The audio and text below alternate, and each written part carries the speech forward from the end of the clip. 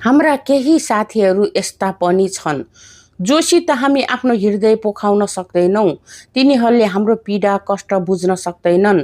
हामीले महसुस गर्ने चोट दुःख वा तिरस्कार तिनीहरूले महसुस गर्न सक्दैनन्। हामीले आफ्नो हृदय पोखाउँदा कहिलेकाहीँ आफ्नो सबै घनिष्ठ साथीहरूले पनि हामीलाई गलत प्रकारले बुझ्न सक्छन्।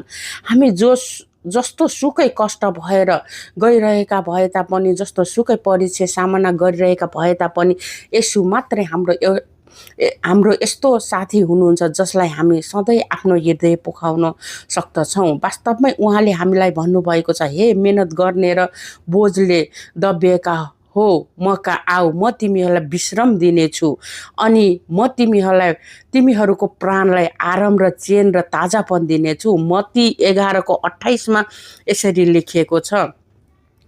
केही साथीहरू यस्ता पनि छन् जो अति व्यस्त रहेकोले हामीलाई सहायता गर्न सक्दैनन्। हाम्रो स्वर्गीय साथी हाम्रो सधैँ ख्याल राख्नुहुन्छ। हामीलाई रात दिन रखवारी गर्न उहाँको आफ्नो पवित्र स्वर्गदूतहरू खटाउनुहुन्छ। उहाँ आफैले नसुतिकन अनि नथाकिकन आफ्नो नजर हामी माथि राख्नुहुन्छ। आमेन।